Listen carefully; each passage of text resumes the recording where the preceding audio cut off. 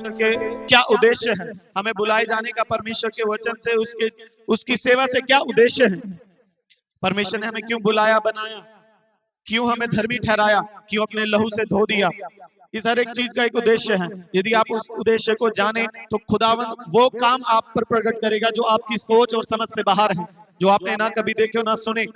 वचन तो यहां तक कहता कि वैसे काम आपके पूर्वजों ने भी नहीं देखे होंगे। आमीन। इब्रानियों की पत्री अध्याय 12 वचन 2 में ऐसा लिखा है, यदि तुम विश्वास के कर्ता और सिद्ध करने वाले यीशु मसीह की ओर ताकते रहो, यदि तुम्हारी नजर, तुम्हारी दृष्टि, तुम्हारी सोच, तुम्हारे विचार, तुम्हारा देखना यीशु मसीह की ओर है, तो वो तुम्हारे लिए हर एक काम को करेगा। ताकने का मतलब क्या है, क्या अर्थ है ताकने का? ताकने का यह अर्थ है कि आप उस पर निर्भर रहते हैं। हमारा सहारा वो ही है जिसे हम देख रहे हैं। हम किस पर निर्भर रह सकते हैं? वो है यीशु मसीह। ताकते रहने का मतलब ये है, यदि हम प्रभु यीशु मसीह को ताकते रहें, उसका सहारा लें, तो खुदावंद का वचन कहता है वो अपने हाथ को बढ़ाएगा और तुम्हारी जरूरतों को पूरा करेगा। वचन कहता है, बहुत सारी जगहों पर ऐसा लिखा है कि तुम अपनी समझ का सहारा नहीं लेना, संपूर्ण मन से यहोवा पर भरोसा रखना, इसी से वो तुम्हारे लिए सीधा मार्ग निकालेगा। मनुष्य को परमेश्वर पर निर्भर रहना है, और निर्भर रहने के लिए आपको प्रभु यीशु मसीह की ओर ताकते रहना होगा, देखते रहना होगा। आपकी नजर हटनी नहीं चाहिए, खुदावन से आप अलग नहीं होने चाहिए।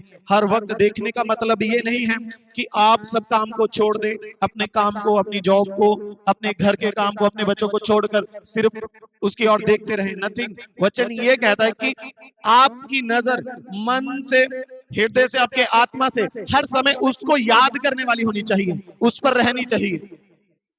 आप अपना काम करें, आपके माइंड में, आपके अंदर प्रभु के विचार चलने चाहिए। यह है ताकने का मतलब, उस पर निर्भर रहने का मतलब। आपको याद आना चाहिए कि आपका ये काम नहीं हो रहा, आपको ये होना चाहिए कि ये काम परमेश्वर मेरे लिए करेगा, मैं प्रार्थना करूंगी, प्रार्थना करूंगा, खुदावन मेरे लिए मार्ग निकालेगा।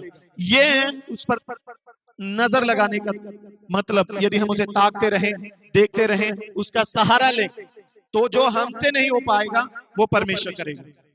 आमीन, हालेलुया। तो हमें क्या करना है? क्या करना है? किसकी ओर? प्रभु यीशु मसीह की ओर हमें ताकते रहना है। ये ताकते रहने के लिए सबको बोला जाता है। जब मिस्र से इजरायली निकाले गए, उन्हें भी बोला गया था कि आप परमेश्वर को देखते रहना, उसकी अगुवाई में चलना, अलग नहीं होना, अपनी मन की इच्छाओं के द्वारा नहीं, परमेश्वर की प्रेजेंस में होकर चलना है। जब मिस्र से इजरायली निकाले गए, उन्हें कहा गया था, पर नजर हटाना, परमेश्वर से हट जाना, ये खुद मनुष्य का चुनाव है। वो स्वयं चुनेगा कि उसे क्या करना है, क्या निर्णय लेना है। इसलिए परमेश्वर ने, हमने पिछले सप्ताह पढ़ा था कि अदन की वाटिका में एक वृक्ष लगाया गया। वो मनुष्य का चुनाव था। यदि तुम चुनकर ये खाना चाहो तो खा सकते हो। हर बार मनुष्य अपने लिए खुद चुनता है। जब प्रभु यीशु मसीह को क्रूस पर चढ़ाया जाना था, तब राजा ने उससे कहा, यदि तुम इन दोनों में से, एक हत्यारे में से और एक प्रभु यीशु मसीह में से, यदि तुम, उस रीति के अनुसार मैं तुम्हारे लिए एक व्यक्ति को इनमें से छोड़ सकता हूं, तुम चुनो किससे मैं तुम्हारे लिए छोड़ दूं। मनुष्य ने हर बार बुराई को चुना। उन्होंने, उस समय यीशु ने अद्भुत काम किए, उन्होंने वो छोड़कर एक हत्यारे को छिड़वा लिया। आमीन, समझ आ रही कि नहीं?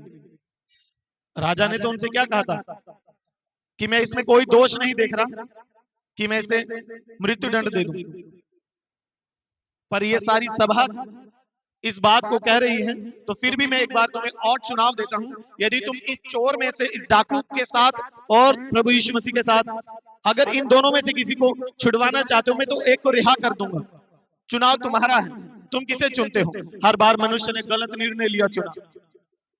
उस समय उन्होंने बरअब्बा को छुड़ा लिया, जो कि हत्यारा था। प्रभु यीशु मसीह की मांग की उन्होंने, जिसे क्रूस पर चढ़ा दिया जाए। हालेलुया। आज भी मनुष्य अपनी आंखों की अभिलाषा, अपनी संसारिक जरूरतों के हिसाब से फंसा हुआ है, हर एक बात गलत निर्णय ले लेता है। परमेश्वर चाहता है कि तुम नम्र हो जाओ। क्या हो जाओ? नम्र हो जाओ, दीन हो जाओ, आपका मन परमेश्वर की ओर लगा रहे। ताकने का मतलब यह है कि यदि तुम उसे देखते रहो, उसे ताकते रहो, तो तुम्हारे अंदर वो घमंड, वो ईर्ष्या, वो बैर नहीं उत्पन्न होगा, क्योंकि वो तुम्हें समय समय पर दिखाएगा तुम्हें क्या करना है। जब इजरायलियों को मिस्र से छुड़ाया गया, प्रभु ने उन्हें जंगल का मार्ग दिया। जंगल का मार्ग सिर्फ 40 दिन तक का था, उन्हें 40 साल लग गए। वजह नजर हटा लेना, वजह ना कुछ होते हुए भी घमंड करना। हालेलुया।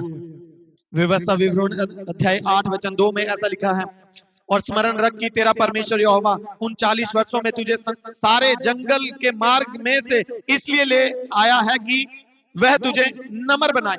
क्या बनाए? परमेश्वर ने मिस्र में से इजरायलियों को इसलिए छुड़ाया कि वो उसकी उपासना करें,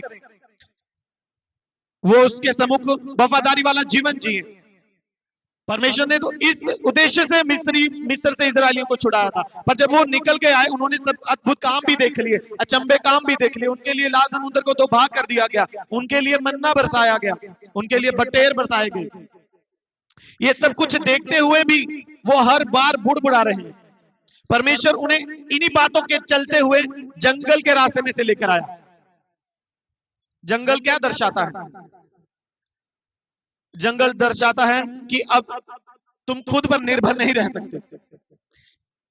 जंगल हमारे इस शहर की तरह नहीं होगा, जहां हर जगह साइन बोर्ड लगा हुआ है कि आप अगर जमुनानगर जाना है तो इधर जाए, पटियाला जाना इधर जाए, दिल्ली जाना इधर जाए। वो साइन बोर्ड नहीं मिलेंगे, कोई पक्की सड़क नहीं मिलेगी, कोई आपको वहां पे खाने के लिए चीज नहीं मिलेगी, कोई शॉप, मॉल, दुकानें, ये नहीं होगा। क्या होगा? सिर्फ सुनसान। परमेश्वर उनके उन रास्ते में अगुवाई करते हुए भी उनमें ये देख रहा है कि ये इनके पास कुछ भी नहीं है, फिर भी अपने घमंड को नहीं छोड़ रहे। रास्ता उन्हें मालूम नहीं था, खाने के पास उनके लिए कुछ नहीं था, पहनने के लिए उनके पास कुछ नहीं था। हालेलुया। समझ में आ रहा कि नहीं?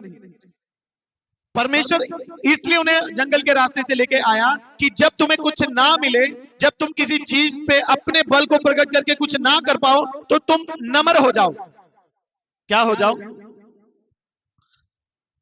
और वो हर बार क्या करते रहे? बुड़बुड़ाते रहे। परमेश्वर ने उन्हें जंगल का मार्ग इसलिए दिया कि वो क्या करें? नम्र हो जाएं। आज भी हर एक मनुष्य जंगल जैसी स्थिति में है, कोई रास्ता नहीं है, जंगल में कोई वे नहीं, सड़कें नहीं बनी हुई कि आप इधर से जा सकते, इधर से जा सकते हो। आपको स्वयं चुनना पड़ेगा। यदि आपने सही चुन लिया तो आप बाहर निकल सकते हैं, वरना बहुत से जंगली जानवर हैं, आप किसी का भी शिकार बन सकते हैं। हालेलुया। आज आप याद रखें, वो जंगल आज चाहे जंगल नहीं है, पर उस जंगल जैसी स्थितियों में आज भी लोग फंसे हैं, जिन्हें कोई मार्ग नहीं मिल पा रहा, जिन्हें कोई रास्ता ही नहीं मिल पा रहा। वो किस साइड से जाएं, किधर से निकलें, नहीं निकल पा रहे, ना ही वो उस वे को जहां उन्हें पहुंचना वो ढूंढ पा रहे हैं। वजह क्योंकि सब कुछ उनके हाथ में नहीं है, उनके पास नहीं है, फिर भी उन पर घमंड का छाव है। आमीन। हालेलुया। समझ में आ रहा है कि नहीं? परमेश्वर ने उन्हें छोड़ा नहीं, वो घमंड करते रहे, कुछ भी किया उन्होंने, पर परमेश्वर ने उन्हें छोड़ा नहीं। परमेश्वर ने जब उन्हें ठंड लगी तो परमेश्वर अंधेरे में और ठंड में आग का खंभा बनकर उनके साथ चला। जब तेज धूप हुई तो परमेश्वर बादल बन के छाव देकर उनके साथ चला। जब उन्हें भूख लगी तो परमेश्वर ने मन्ना बरसा दिया। जब उन्हें प्यास लगी तो परमेश्वर ने चट्टान से पानी निकाल दिया। परमेश्वर ने छोड़ा नहीं। आज भी परमेश्वर आपको छोड़ेगा नहीं, पर वो आपको देखेगा कि आप उसकी ओर ताकते हैं कि नहीं, आप नम्र होते हैं कि नहीं, आप अपने माइंड में, अपनी सोच, अपने विचारों पे अपने बल को हटाते कि नहीं। समझ में आ रहा कि नहीं? आज जंगल में नहीं है, पर उस जंगल जैसे स्थान में है। बहुत सी समस्याओं ने, परेशानियों ने घेर रखा है, कोई रास्ता निकल ही नहीं पा रहा है, कि कोई रास्ता नहीं मिल पा रहा है कि हम किधर से निकल सकते हैं। हमें रास्ता भी नहीं मिल रहा और फिर भी हम अपने बल के साथ सब कुछ करना चाहते हैं। आमीन। हालेलुया। आप याद रखें, हमें परमेश्वर की ओर देखना है, उसकी ओर ताकना है। वचन कहता है वो जंगल के मार्ग से इसलिए लेकर आया कि आप क्या करें? नम्र हो जाएं, दीन हो जाएं, आज्ञाकारिता का जीवन जिएं। आमीन। हालेलुया। आज्ञाकारिता का जीवन जिए, नम्र हो जाए, ये चाहता है परमेश्वर।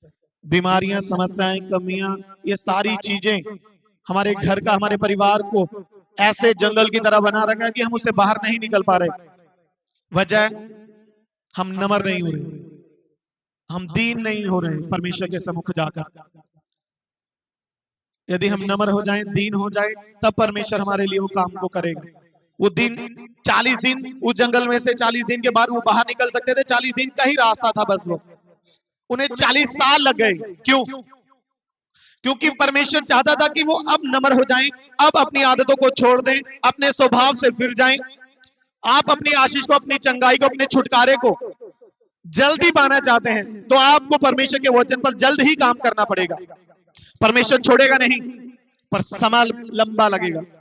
अगर आप फिरेंगे नहीं, नम्र नहीं हुए तो, आप वचन के आधार पर नहीं आए तो, आप वचन की शिक्षा को मानकर नहीं चले, परमेश्वर आपको छोड़ेगा नहीं। पर जो 5 दिन में होने वाला है उसे 5 साल लग सकते हैं। जो 2 महीने में होने वाला है उसमें आपको 10 साल लग सकते हैं। क्योंकि परमेश्वर आपको छोड़ेगा भी नहीं और आप उस जंगल के रास्ते से अपने आप बाहर भी नहीं निकल पाएंगे।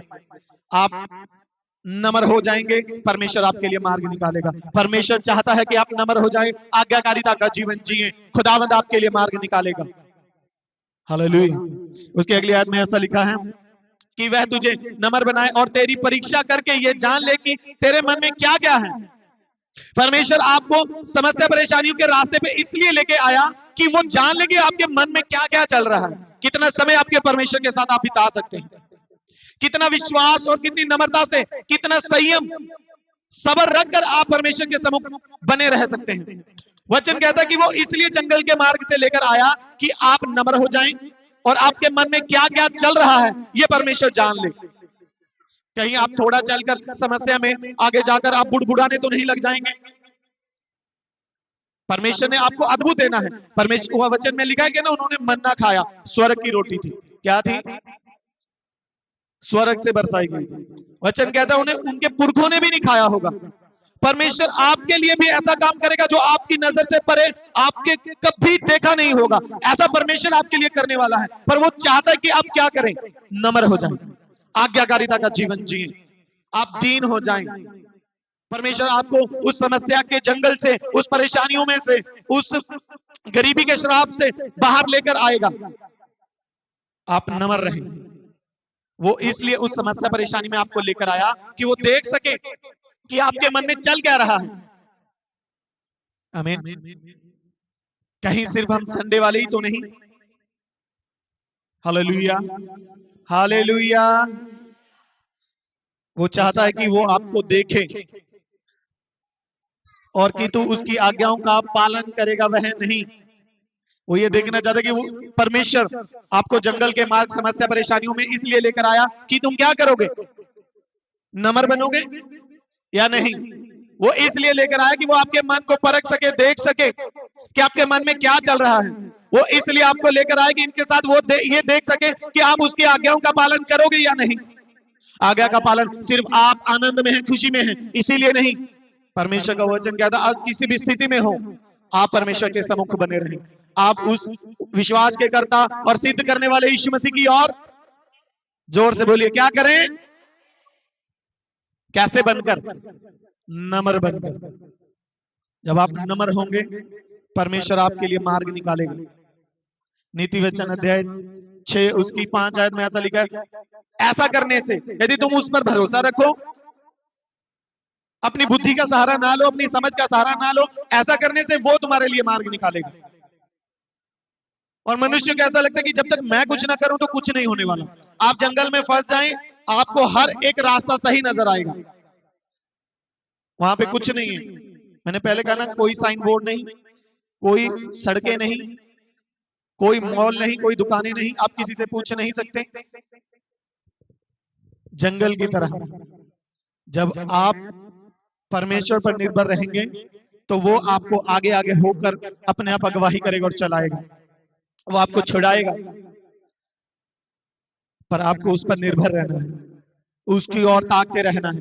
यदि आप उसकी ओर देखेंगे तो वो आपकी अगवाही करेगा। जब आप नम्र हो जाएंगे तो वो आपकी अगवाही करेगा। जब आप उसकी आज्ञाओं का पालन करेंगे तब वो आपकी अगवाही करेगा। जब वो ये देख लेगा कि आपके मन में क्या चल रहा है, यदि वो परमेश्वर के वचन के अनुसार है तो वो आपकी अगवाही करेगा। हालेलुया। 3 आयत में ऐसा लिखा, उसने तुझको नम्र बनाया और भूखा भी होने दिया, फिर वह मन्ना जिसे ना तू और ना तेरे पुरखों ही जानते थे वही तुझको खिलाया, इसलिए कि वह तुझको सिखाए कि मनुष्य केवल रोटी ही से नहीं जीवित रहता, परंतु जो जो वचन यहोवा के मुख से निकलते हैं उनसे भी वह जीवित रह सकता है। इस शब्द को हम किस माइंड से किस तरीके से देखते हैं? मनुष्य केवल रोटी ही से नहीं परंतु हर एक उस वचन से जो परमेश्वर के मुख से निकला है जीवित रह सकता है। यदि मुख से निकलने वाले शब्द से मनुष्य जीवित रह सकता था तो फिर परमेश्वर ने मन्ना क्यों बरसाया? समझ में आ रहा है? अगर मुख से निकलने वाले शब्दों से परमेश्वर के उस वर्ड से मनुष्य जीवित रह सकता था तो फिर परमेश्वर ने मन्ना क्यों बरसाया? फिर उन्हें पेट भरने की जरूरत नहीं थी। ये शब्द इस तरह दर्शाता है कि परमेश्वर ने जो कहा यदि वो तुम करो, यदि तुम उसे मानो, उन बातों को मानो, उन आज्ञाओं को पूरा करो तो फिर तुम्हें कुछ करने की जरूरत नहीं, वो तुम्हारे लिए करेगा। फिर वो स्वर्ग से मन्ना बरसाएगा क्योंकि उसने कहा है कि तुम इधर से चलो। फिर वो इंतजाम वो खुद करेगा। वहां पे कुछ नहीं होगा, पानी नहीं होगा, वो चट्टान से पानी को निकालेगा। यदि वहां पे खाने के लिए कुछ नहीं होगा तो वो स्वर्ग से मन्ना बरसाएगा। यदि आपके पास ओढ़ने के लिए कुछ नहीं होगा तो वो ठंड के समय में आग का खंभा बनकर तुम्हारे साथ साथ चलेगा, क्योंकि उसने कहा है कि तुम ये रास्ता पकड़ो। उस वर्ड से तुम जीवित रहोगे। चाहे यदि तुम वो रास्ता पकड़ लो तो 40 साल तक, 40 दिनों का रास्ता 40 साल तक हो गया, और उस 40 साल तक उन लोगों ने ना तो कपड़े बदले, ना उन्होंने जूती अपनी चप्पलें बदली, शूज वगैरह कुछ नहीं, और ना तो उन्होंने बदले और ना ही वो खराब हुए। क्यों? वो वर्ड की पावर है। उसने कहा है यदि तुम ये करो तो फिर मैं तुम्हारे लिए करूंगा। 40 साल तक कपड़े नहीं फटे उनके, पुराने भी नहीं हुए, उन्हें पकाने की जरूरत नहीं पड़ी, खाना अपने आप आया। आमीन। यदि आप उन शब्दों को, उन वर्ड्स को, उन वचनों को, उन आज्ञाकारिता में जीवन जीते हुए उसे पूरा करें तब परमेश्वर आपके लिए सब कुछ करेगा। फिर आपको कुछ करने की जरूरत नहीं। उनके पास कुछ नहीं था। यदि वो मिस्र से निकले इजरायली ऐसा सोचते तो वो परमेश्वर को महान जानकर भूखे भी रहकर वो निकलते। परमेश्वर ने उनसे क्या वादा किया था? मैं तुम्हें वो देश में लेके जाऊंगा जहां दूध और शहद की नदियां हैं। यदि वो उस बंदी को भूल जाते और ये देखते कि हमें तो परमेश्वर ने वादा किया है कि हम नौकर थे, हमें उससे छुड़ाकर वो वहां लेकर जा रहा है कि जहां हम अपने मालिक होंगे, तो वो हर एक दुख को सहते, हर एक परेशानी में से निकलकर पार जाते। उनके पास कुछ भी नहीं था। एक तो वो बंदी से आए थे, गुलाम थे, दूसरा उनके पास कुछ भी नहीं था, फिर भी वो घमंड से भर रखे थे। कैसे नजर आता घमंड? उनकी हर एक छोटी छोटी बात पर घमंड नजर आता। वो कहते कि मूसा तो हमें यहाँ मरने के लिए लेकर आया, इससे अच्छा तो हम वहीं बंदी में ही ठीक थे, मिस्र में ही ठीक थे। हम हांडियों के किनारे में बैठ के चीखना, खाना तो भोजन तो खाया करते थे। तुम्हें गुलामी में रहकर वो चीजें पसंद है, आजादी में तुम्हें परमेश्वर मुहैया करा रहा वो पसंद नहीं है। आज मनुष्य, हर एक विश्वासी ऐसा है, उन्हें अपनी पिछली लाइफ ठीक लगती है। यदि परमेश्वर के वचन से उन्हें कुछ सिखाया, बताया जाए और बोल दिया जाए तुम्हें ऐसा नहीं करना, फिर उन्हें ऐसा लगता है यहां से तो हम पहले ही ठीक थे। फिर समझ में आ रहा कि नहीं? हालेलुया। उन्हें ऐसा लगता है कि अब इससे अच्छा तो हम पहले ही ठीक थे, वहीं ठीक थे, वो सही था। अरे तुम्हें ये नहीं पता चल रहा कि तुम वहां गुलाम थे? हाँ या ना? आप आजाद हो, आप अपने तरीके से चल सकते हो, पर कुछ समय आपको परमेश्वर की और ताक कर चलने की जरूरत है, देख के चलने की जरूरत है। हालेलुया। समझ में आ रहा है कि नहीं? परमेश्वर आपको अपने आप अगवाही करेगा, अपने आप लेकर चलेगा। आप यदि उसकी आज्ञाकारिता में जिएंगे तो जो आप आज चाहते हैं वो आपके लिए जल्द हो जाएगा। यदि आप उस नम्रता को अपने अंदर नहीं ला पाए, आप परमेश्वर की आज्ञाकारिता में जीवन नहीं जी पाए, आप याद रखिए आज जो आपके लिए 5 दिन में होने वाला है वो अगले 5 साल तक नहीं होगा, क्योंकि परमेश्वर का वचन सत्य और परमेश्वर खुद अपने वचन में बंधा हुआ है, कभी अपने वचन से बाहर नहीं जाएगा। तुम नम्र होंगे तभी आशीष के वारिस होंगे, तुम नम्र होगे तब तुम इस जंगल से बाहर निकल सकते हो। यदि नहीं, पूरे इजरायली उस जंगल में घूम घूम कर मर गए, नम्र नहीं हुए, खत्म हो गई, पूरी जनरेशन पीढ़ी खत्म हो गई। क्या चीज नहीं पकड़ी उन्होंने? आज्ञाकारिता नहीं पकड़ी। हालेलुया। परमेश्वर ने वादा किया था कि जो वादा, उनसे तो वादा भी नहीं किया था, परमेश्वर ने कहा कि जो वादा मैंने तुम्हारे पुरखाओं से किया है मैं उसे तुम्हारे लिए पूरा करूंगा, तुम्हें लेकर जाऊंगा। आमीन। हालेलुया। परमेश्वर ने उस कार्य को पूरा किया। वो यदि नम्र होते तो वो 40 दिन में ही उस आशीष के देश में, उस शहद और दूध की बहते नदियों के शहर में पहुंच जाते। 40 दिन में, 40 साल लग गए, सब लोग खत्म हो गए, कोई नहीं पहुंच पाया। क्यों? क्योंकि उन्होंने परमेश्वर के वचन को अपना आधार बनाकर जीना नहीं चाहा, परमेश्वर की आज्ञाकारिता में जीवन जीना नहीं चाहा। उन्हें जैसा सही लगा, वो खुद सही तरीके से जैसा चल रहे थे, उन्हें वैसा लगा ऐसा ही चलना चाहिए, तो वो वैसा ही चलते गए। परमेश्वर ने उन्हें छोड़ा नहीं, पर वो मर गए, नम्र नहीं हुए। परमेश्वर के सम्मुख आकर उन्होंने अंगीकार नहीं किया, दीन नहीं हुए, मर तो गए, जनरेशन खत्म हो गई, सब लोग खत्म हो गए, पर वो नम्र नहीं हुए। आज विश्वासियों का भी यही हाल है। समस्या यहां आई, यहां आई, यहां आ गई, यहां तक आ गई। अंगीकार नहीं करेंगे, आदतों को नहीं छोड़ेंगे, चाहे डूब जाएं, मर जाएं, कुछ भी हो जाए, अपनी आदतों से नहीं फिरेंगे। आज हर एक विश्वासी का ऐसा ही काम है, वो जंगल में फंसा हुआ है, उस जंगल जैसे एक एरिया में फंसा हुआ, तो खुद नहीं पता कि किस मार्ग से मैं निकल सकता हूं, फिर भी वो परमेश्वर की अगुवाई को नहीं चाहता, फिर भी वो नहीं कहता अपनी जुबान से कि हे परमेश्वर मुझे कुछ मालूम नहीं, मैं तो निर्बुद्धि, आप मुझे निकाले, नहीं बोलेगा। फिर 40 दिन का रास्ता 40 साल का हो जाएगा, और फिर 40 साल के बाद भी आप निकल नहीं पाओगे, खत्म हो जाएगा वहीं सब कुछ। आमीन। वही उस पीड़ा में, दुख में, परेशानी में, गरीबी के श्राप में वही खत्म हो जाएगा। यदि आप नम्र नहीं हुए, आप आज्ञाकारिता का जीवन नहीं जिए, आप वफादार नहीं हुए, तो सब कुछ खत्म है। आमीन। हालेलुया। हमें क्या करना है? हम चाहते हैं कि हमारे लिए ये काम हो जाए। आपको जितनी मेहनत हम कर सकते हैं उससे बढ़कर परमेश्वर के लिए करनी है, प्रार्थना करनी है, नम्र रहना, दीन बनना है। आमीन। हालेलुया। आप याद रखें, आपकी पहचान आपके स्वभाव, आपकी बातों से, आपके चाल चलन से होगी।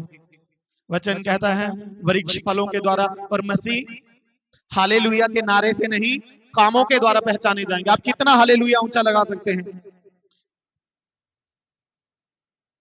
समझ में आ रहा कि नहीं? हालेलुया के नारे से नहीं वचन कहता, वचन कहता कामों के द्वारा मसीह की जो विश्वासी वो पहचाने जाएंगे। आपके काम कैसे हैं? आप जंगल में तो फंसे हैं, निकलना तो चाहते हैं, उन इजराइल, मिस्र से निकले इजरायलियों की तरह आप नम्र नहीं होना चाहते, उस आज्ञाकारिता के जीवन को पकड़ना नहीं चाहते, उसमें चलना नहीं चाहते, पर निकलना चाहते हैं। आप याद रखिए, जब तक आप नम्र नहीं होंगे, दीन नहीं होंगे, आज्ञाकारिता में जीवन नहीं जिएंगे, आप कभी नहीं निकलेंगे उस समस्याओं के जंगल से बाहर।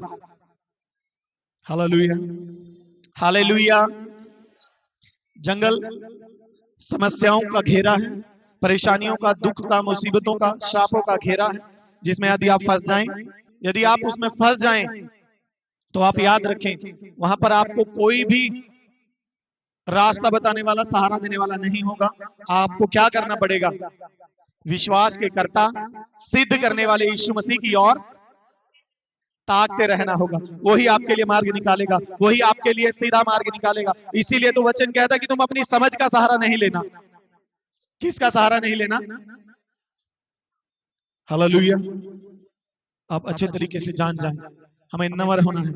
जो हम चाहते हैं हमारे लिए हो, जल्दी हो, तो आप जितनी जल्दी नम्र हो जाएंगे और आज्ञाकारिता में जीवन जिएंगे, उतनी जल्दी आपके लिए परमेश्वर काम करेगा।